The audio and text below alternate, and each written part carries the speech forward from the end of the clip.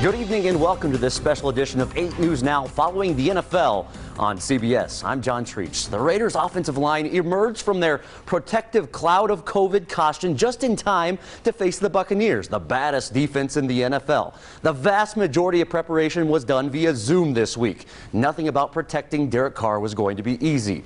Oh, and Tampa Bay has the greatest quarterback of all time. Game 6, here we go. Allegiant Stadium leads the league in intrigue. It's Derek Carr, the most accurate passer in the NFL, versus Tom Brady, the global leader in agelessness.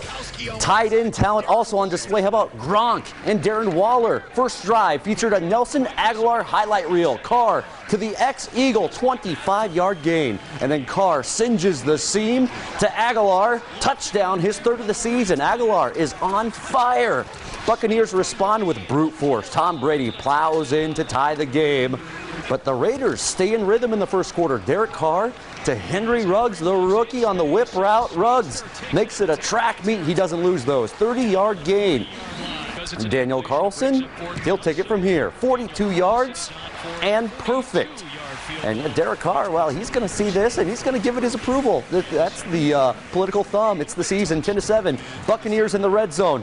Brady frothing at the mouth, back shoulder precision to Rob Gronkowski. Gronk likes touchdown. Touchdown, the Raiders take the lead 14-10, but the Raiders then go in reverse. Carr in trouble. Devin White, the big sack. Final 20 seconds of the half. Tom Brady taking a shot to Scotty Miller, 50 yards in the air with no ounce of perfection to spare. 21-10, Bucs lead at half. Second half, Buccaneers get a field goal, but Raiders respond. Carr to Nelson Aguilar, who has quickly become Jerry Rice. Carr then slant strike to Darren Waller for the touchdown, his third of the season. It's a 24-17 one-score game. But beware of Brady. Tommy rolls to the right and fires to Chris Godwin. 31-20. Reminder, Tom Brady is 43 years old. Prove it. Then Carr trying to rally the troops, forcing balls into coverage, forcing this one, of course. The rare interception collected by Antoine Winfield Jr. His dad just retired a few years ago. After the Buccaneers extended their lead, Las Vegas tries to extend hope. That hope is rocked out of the Raiders. Devin White meets Derek Carr, and that's a wreck. 45-20, Buccaneers blow out the Raiders and send Las Vegas to a 3-3 record. This was supposed to be a primetime game with raucous Raider Nation smothering Tom Brady with intimidation. Instead, it was a Sunday afternoon game in front of no fans. That's the way it goes in 2020. Chris Matthews watched from the press box and is at Allegiant Stadium with a first-person perspective. Hey there, Chris.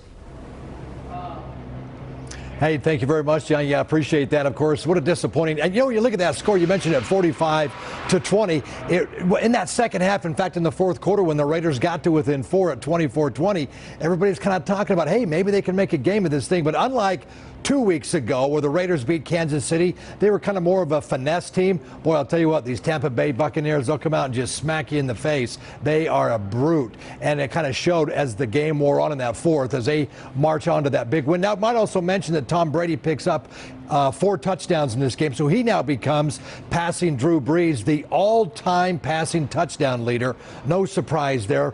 Threw for 4 touchdowns. Derek Carr, a couple of touchdowns and 287 yards. But really, Tom Brady just too much for these Raiders. But it was kind of interesting in that second half, though, John, when they kind of got that to within 4 points. You're thinking, hey, maybe the Raiders can do something here, but Brady was just too much. Anyway, after the game, as the Raiders fall to 3-3, John Gruden talked about this disappointing loss. Really proud of our football team. We have to play better. Obviously on defense, we got better players. We got to play better. We will. Disappointing. Credit to Tampa Bay. They're a good football team, and I think we are too. But I'll answer any questions I can. The decision to kick the field goal on 4th and 1, down 7, what went into that? Well, yeah, so excuse me, it was a long one. We had it more like 2. And it was a 24-20 game at that time with the field goal. And we felt at home, a little momentum. We could hold Tampa to at least a field goal or possibly get off the field. We had them 3rd and 12. Unfortunately, we had them right where we wanted them, and they converted on a check down. Very disappointed, but it's easy to second guess right now, but in hindsight, I probably would have done the same thing. Hey, John, did you see what happened on the play where Gabe Jackson was ejected? guess just in that moment, how important is it to maintain your composure? I did not see what he did. I was asking the officials exactly, and I'll have to get you'll have to get their interpretation. I believe the ejection came from New York City. They had access to replays. Perhaps we didn't. But losing Sam Young early in the game and then losing Gabe with the week that we have had against a heck of a defense it was tough on us, no doubt. John, you've always said your defense gives great effort. When it comes to certain plays, the effort is there, but do you think the talent's always there, or do they just have to get better as players? Well, we got to do a better job. It goes back to me. Obviously, missing Abram and Arnett in the back end is tough on us. But I'm not making any excuses. We did not get enough pass rush today, and if you let Tom Brady stand back there and survey the field, he's proven for 20 years. And he proved it for 21 years that he's still one of the very, very best. They have an arsenal of weapons. It's a credit to them, but we have to generate a better rush. And until we do, it's going to continue to be tough. All right, so a lack of a pass rush, as John Gruden was mentioned there. Also, boy, the Raiders just couldn't get their own rushing game going. We know how difficult that is against this Buccaneers defense. 76 total yards rushing for the Raiders isn't going to get it done. Of course, now they're off. They take off at 3-3. They take off to Cleveland next week, and the Browns are 3-point favorites over the Raiders. Raiders back on the road. We'll see what happens. We'll have much more for you coming here from Allegiant Stadium. Once again, the Raiders do fall 45-20 to the big, tough Tampa Bay Buccaneers. Reporting live from Allegiant, Chris Matthews, 8 Sports Now. Kevin. Yeah, thanks, Chris. Okay, so as you mentioned, obviously not the outcome that the Raiders wanted by any means, but if you know Raider Nation, they still are going to make it a party. They're still going to have some fun and celebrate, and that's what's going on here at the Westgate. I'm joined by Deontay. Deontay, can you tell everyone at home what we're doing here? Man, right now we're just having the best time ever right now. Like, we're at the Westgate Hotel, and all of a sudden, like, just a sea of Raider fans just came out of nowhere. And it warms my heart, you know, because being a Raider fan since day one, you have to see everybody in home jerseys, the creativity of the costumes here, and the people. It was just all positive right now.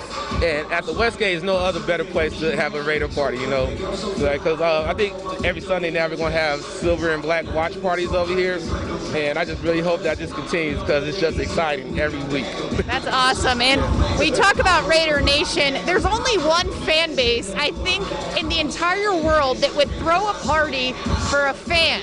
It is actually superfan Gorillarilla's birthday here today, and that's what everyone is celebrating. A little bit ago, we saw him cut the cake, you know, shake hands, hug. He's actually taking photographs now with fans.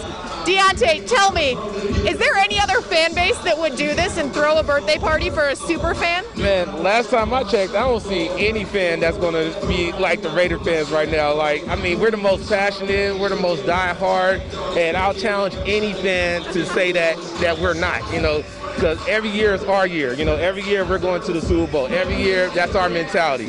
It's silver and black, and that's why I bleed every day, you know. And everybody that's here today, oh my God.